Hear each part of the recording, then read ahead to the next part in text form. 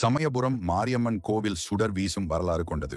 இந்த கோவில் இதிகாச புராண காலத்தில் தோன்றியதாக மக்கள் நம்பினாலும் வரலாற்று ஆதாரங்கள் பார்த்தால் இந்த கோவில் சுமார் 300 ஆண்டுகளுக்கு முன்பு உருவானதாக கருதப்படுகிறது.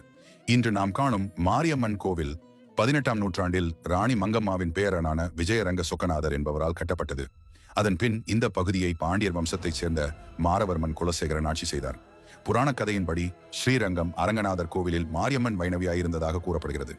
ஆனால் அவளின் உக்கிரத்தை ஜீயர் தாங்க முடியாததால் அவளை கோவிலில் இருந்து அப்புறப்படுத்த உத்தரவிடுகிறார். அம்மனின் சிலையை எடுத்துச் சென்றவர்கள் முதலில் ஓரிடத்தில் வைத்து சற்று இளைப்பாறினார்கள். அந்த இடமே இப்போது இனாம் சமயபுரம் என அழைக்கப்படுகிறது. அதனால்தான் இன்றும் திருவிழாவின் 8வது நாளில் அம்மன் அங்கு ஓரிரவு தங்குவதாக நம்பப்படுகிறது. அதன் பின் அவர்கள் அம்மனை கண்ணனூரில் உள்ள அரண்மனை மேட்டுக்கு எடுத்துச் சென்றனர். அதுவே இன்று நாம் வழிபடும் சமயபுரம் மாரியம்மன் கோயில் எழுந்த இடம். இந்த தொன்ம கதைக்கு மாறாக மற்றொரு வரலாற்று நம்பிக்கையும் உள்ளது.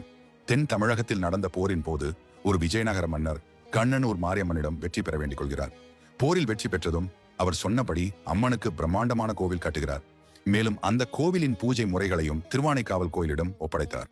அதன் அடையாளமாக இன்றும் சமயபுரம் தேரோட்டத்தின் போது அகிலாண்டேஸ்வரி கோயில் பிரசாதம் கொண்டு வரப்படும் வழக்கம் தொடர்கிறது. பிரிட்டிஷ் ஆட்சி காலத்தில்தான் ஸ்ரீரங்கமும் சமயபுரமும் ஒரே நிர்வாகத்திற்கு கீழ் கொண்டு வரப்பட்டன. கோவில் அமைப்பை பார்த்தால் கருவறையை சுற்றி ஒரு பிரகாரம் உள்ளது. அதில் விமானத்தின் அதிர்ஷ்டான பகுதியில் தொட்டி போன்ற அமைப்பில் நீர் நிரப்பப்பட்டிருக்கும். இது அம்பாளின் உக்கிரத்தை தணிக்கவும் கருவறையை குளிர்விக்கவும் செய்யப்பட்ட ஒரு வழக்கம். தட்சனின் யாகத்தீயில் விழுந்து எரிந்த சக்தியின் உடலை தூக்கி கொண்டு சிவபெருமான் தாண்டவமாடிய போது சக்தியின் திருக்கண்கள் விழுந்த இடமாக சமயபுரம் கருதப்படுகிறது. ஸ்ரீரங்கத்திலிருந்து வந்ததால் சமயபுரம் மாரியம்மனின் தாய் வீடாக ஸ்ரீரங்கம் கருதப்படுகிறது. கோடை காலத்தில் வெப்பத்தால் பலவிதமான நோய்கள் தோன்றும் என்பதால் மாசி கடைசி ஞாயிறு துவங்கி பங்குனி கடைசி ஞாயிறு வரை அம்மன் விரதம் இருப்பது வழக்கம். அதாவது இந்த 28 நாட்களும் அம்மனுக்கு நைவேத்தியம் ஏதும் படைக்கப்படாது. இளநீர், பானகம், கரும்புச்சாறு, துள்ளுமாவு ஆகியவை மட்டுமே நைவேத்தியமாக படைக்கப்படும். வழக்கமாக அம்மனுக்கு வேண்டிக் கொண்டு பக்தர்கள் தான் பட்டினி விரதம் இருப்பார்கள். ஆனால் பக்தர்களுக்காக அம்மன் விரதம் இருக்கும் ஒரே கோவில் இது மட்டும்தான்.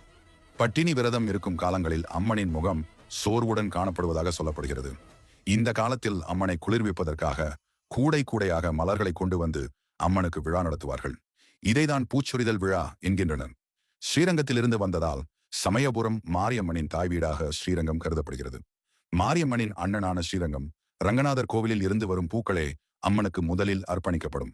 வீடியோ உங்களுக்கு பிடிச்சிருந்துச்சுன்னா லைக் அண்ட் சப்ஸ்கிரைப் பண்ணிக்கோங்க. மறக்காமல் பெல் ஐக்கான் கிளிக் பண்ணிக்கோங்க.